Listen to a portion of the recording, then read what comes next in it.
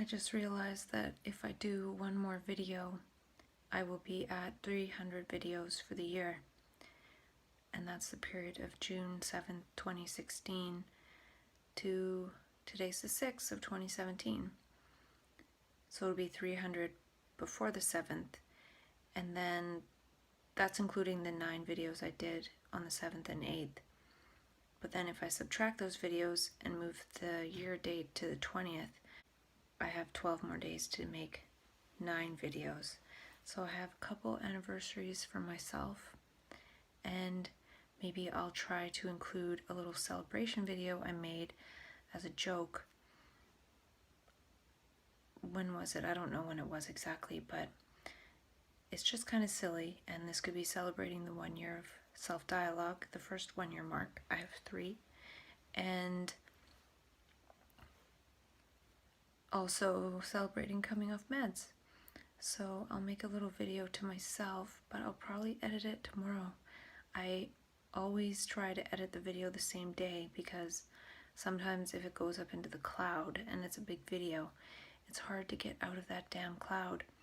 I remember when I first started making videos, a bunch of them went into the cloud and I couldn't get them out, and I actually had to upgrade my internet to the fastest possible available and upgrade the modem and everything to pull those darn videos out of the cloud so I could edit them. And then they went up in a weird order, so it was kind of a mess.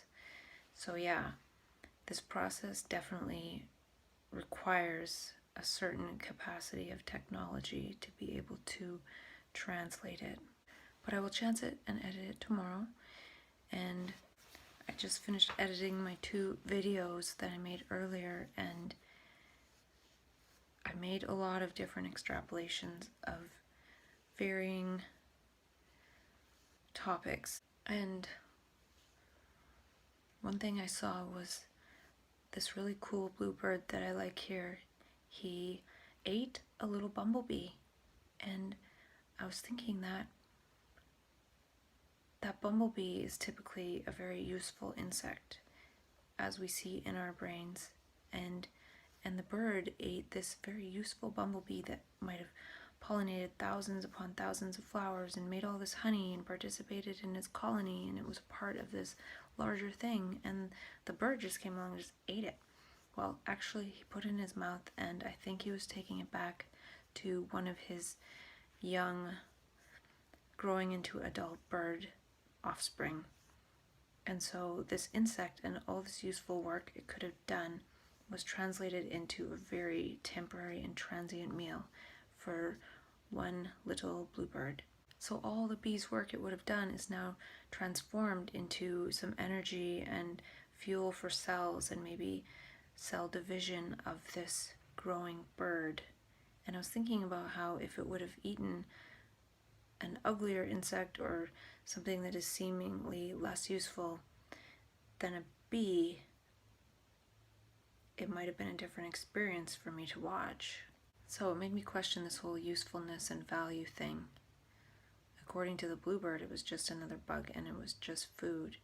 So, I felt bad for the little bee. It looked kind of like a baby bumblebee. And I was also thinking about that clip of Carrie Fisher's brother saying how treatment and medication was so good for his sister. I don't even think he used the word medication. He just used treatment to keep it so broad as to not really promoting medication, but what else does that really mean? And I was thinking about how he's sort of saying it to kids and referencing her as a Star Wars character, and part of her success and being able to perform that character was due to treatment. And I was thinking about how bipolar meds and psych meds probably would suppress the force. So if a psychiatrist came across Luke Skywalker training with Yoda to learn the force, Luke Skywalker probably would have been medicated, and we would never have the Star Wars series. And then Princess Leia would have never had a part to perform. the psychiatrist probably would have said, I don't see any Yoda. What are you talking about? You're hallucinating and you're trying to move things with your mind and your hand. I'm going to give you these medications to make you feel better. And that's kind of what I feel like was done to me. There was this energy and this sort of power moving through, and that was translated into a meaningless mental illness. And Luke had Yoda in order to learn the Force. And we, as people who get access to this force of energy of the moment, this other energy, this other dimension, we don't have any Yoda trainers to help us. And maybe we need some kind of Yoda influence in order to master these energies, because just like Luke with the dark side of the Force, there is a dark side to these energies when we let our anger and things translate the energy of the moment. So as nice as it is to say that it was helpful for somebody, it also suppresses certain things that we know little about, and we never will know much about until Yoda comes to Earth and starts trying to help train us up. And another thing I thought of, and I was also feeling like hopefully I won't keep talking about this kind of psychiatry stuff, because I'm not completely anti-psychiatry. I could have done a lot of videos along the way when I was having so much fun in the system, and I didn't. I'm doing it more in this transition phase. So luckily I had 99% positive experience in the system, or maybe 95, but somehow that 5% is fueling a lot of this transition and transformation and dialogue. Luckily, all the positive things, I just got to bask in the moment of that and be in it in real time. And when it's so fun and enjoyable and energetic, there's nothing to talk about. There's no energy to process outside that moment and talk about oneself with. It's just this effortless flow. So most of it was wonderful, effortless flow with wonderful people inside the system, outside the system, friends, family, colleagues, workers, psychiatrists even. People are people, and that's the thing. When I'm talking about this and depersonalizing it by saying psychiatrists and this and that, those people are people, and they have so many other dimensions in their life that I'm sure are wonderful. And all the people that I contacted with those labels of psychiatrist or mental health worker, they're all amazing people, barring just a couple that I would not wish to contact ever again. But they're all amazing people, and they made life so wonderful that there's nothing else to talk about than just being so immersed in the beauty of life. And I'm so thankful that 95% of my life was like that before I started talking to myself and before I had that bad experience in the psych ward last April. And there was nothing to talk to myself about. It was just living life. And hopefully this is just a conversation that is from this difficult transition period and transitioning into something else and moving on, and again, not having anything to talk about outside the moment. Because really with this conversation with myself, I haven't done justice to all the wonderfulness, and hopefully that is just in daily life, in living life. Because another thing I thought of that was kind of interesting is that I feel like when psychiatrists take their training, they should have to go on antipsychotics for an extended period of time, at least 2 weeks, and then see what it feels like to be on them, to come off of them, maybe be on them for several months and really feel that, because police officers have to experience pepper spray, so they really know what they're doing to somebody. So why shouldn't a psychiatrist get some kind of injection of something that knocks them out? Why don't they get thrown in an isolation room? Why don't they experience some of these things that they subject people to? And if they did take the treatments, maybe they would end up with a mental illness due to the trauma that inflicts.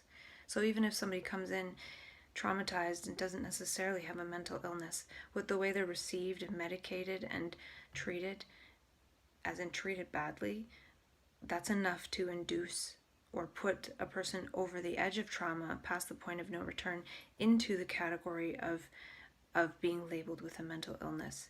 It's like, if this person doesn't have one, we're going to make sure they have one by the time they leave, because of the way we're going to receive them and treat them. And I forgot to talk about how I edited my video that I made in the middle of the night when my friend was here, and I don't remember saying any of that stuff really. I talked about taking the extra Benadryl, and I remember in the video I made after that, but I hadn't yet edited the night video, I was talking about how I don't think I took that extra Benadryl that first night, but I did. And I don't remember actually experiencing any of that weird nauseating feeling that I had as a child that night. But I talked about how I was experiencing that. And so that was interesting. And I talked about a bunch of other things that I don't even remember right now, but like talking about how I should call Hardy Nutritionals on Monday, and I didn't call them on Monday because I forgot that I said that, and so many things. So I forget what I wanted to mention besides that thing about my sensation as a child. And I feel as a trans conscious person, I'm in this transitioning phase, kind of like transgender people go through a physical transformation and their consciousness feels like the opposite sex, and then they go through a physical transformation. Well, my consciousness doesn't feel like a consistent ego consciousness. It feels trans, and I don't know if I'm transitioning into complete inconsistency or what it is exactly, but I'm hoping that there's some kind of transitioning now that there has been trans ending.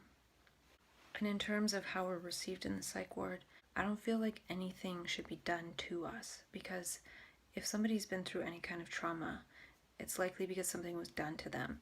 So to go to the hospital, where it's supposed to be a safe healing place, and have things done to us against our will or in a coercive manner, is just going to add to that trauma and resonate with it and activate us speaking out that trauma, because we're again in a situation where something's being done to us.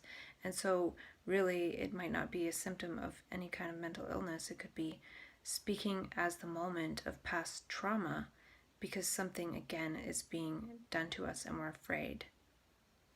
And I mean, nothing should be done to us in terms of forcing us to take medications against our will or without proper informed consent, without properly informing us of the risks.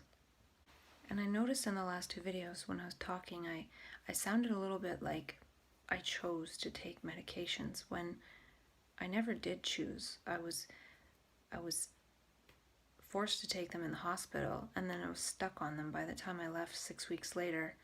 And that wasn't a choice. That wasn't something I chose. It was something that I was indoctrinated into and had to take a very long and arduous journey to get out of.